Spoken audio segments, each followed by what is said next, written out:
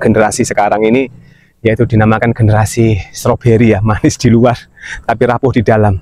Nah, kita ini hidup di zaman di mana Islam ini hanya dikenali dari nama saja, tapi sayangnya dianggap berat, kuno, bahkan asing dan terbelakang teman-teman oleh anak-anak kita. Jadi banyak yang lahir dari apa ya, dari keluarga muslim, tetapi pada dasarnya mereka tidak tahu bagaimana hukum Allah ini bekerja di dalam kehidupan kita sehari-hari.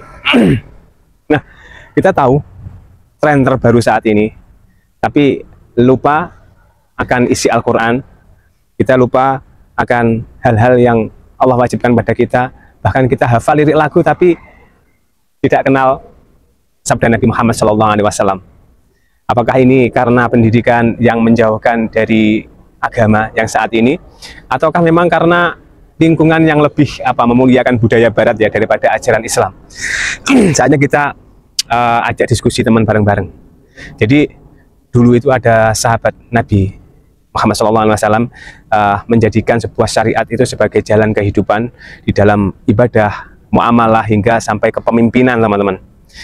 Nah, kini ketika syariat itu disebut, sering-sering disebut, justru malah ditolak. Bahkan oleh sebagian muslim sendiri. Ini kan agak lucu ya, lucu-lucu, ngeri.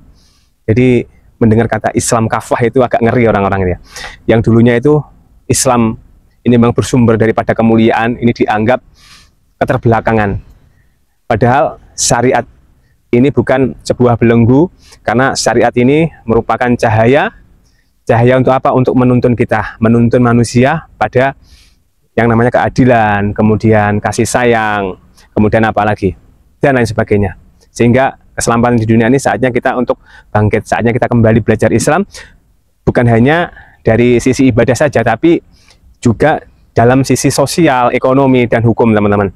Jadi saatnya kita kembali bangga menjadi seorang muslim yang paham dan cinta syariatnya Allah Subhanahu wa taala, belajar tentang sakofah Islam lebih mendalam lagi. Talabul ilmi fardhatun ala kulli muslimin, di mana mencari ilmu itu wajib bagi kaum laki-laki dan perempuan, ya, tidak ada kecualinya.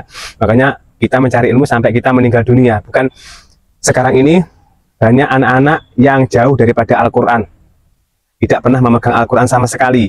Karena apa? Yaitu mereka anggap dia itu mengaji Al-Quran tamat sudah selesai. Padahal tidak segitunya, teman-teman. Kita belajar banyak hal, banyak ilmu Allah itu yang perlu kita pelajari. Bagaimana tentang tauhid, kemudian bagaimana tentang kepemimpinan, dan lain sebagainya. Sehingga apa?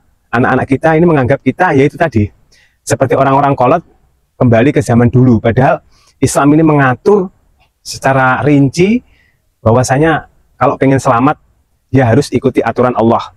Kalau pengen tidak selamat ya ikuti aturan yang dibuat oleh manusia. Nah, semuanya kembali lagi kita sebagai orang tua harus memberikan edukasi kita kepada anak dan memberikan contoh teladan terbaik untuk lebih dekat dengan Al-Quran, lebih dekat lagi dengan Islam, mempelajari Islam secara keseluruhan, secara utuh, biar nanti kita itu bisa menghantarkan anak-anak kita ini tidak hanya sukses di dunia saja, tapi juga di akhirat. Ini penting, teman-teman. Kalau sukses di dunia itu gampang, tapi kalau sukses di akhirat ini bisa dihitung jari. Kalau kita nggak persiapkan mulai dari sekarang, lalu kapan lagi?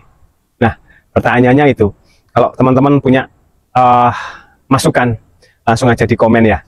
Mudah-mudahan sharing pada malam hari ini bisa bermanfaat bagi kita semuanya dan menjadikan amal jariah, karena setidaknya kita disuruh oleh Allah untuk berdakwah, walaupun hanya sekedar seperti ini, akan tetapi mudah-mudahan ini bermanfaat. Karena kembali lagi ya teman-teman, ada 3 hal yang harus kita resapi. Dari mana kita berasal, kemudian untuk apa Allah menciptakan kita di dunia ini, kemudian mau kemana setelah kematian. Nah, ini yang terus kita resapi biar kita ini terus merasa diawasi oleh Allah. Jadi ada sifat muraqabatullah, merasa diawasi Allah, sehingga kita ini menjalankan Islam ini benar-benar totalitas, ya, tidak setengah-setengah, mengambil sebagian dan membuang sebagian. Nah, mungkin itu saja teman-teman. Ada kurang lebihnya minta maaf. Assalamualaikum warahmatullahi wabarakatuh.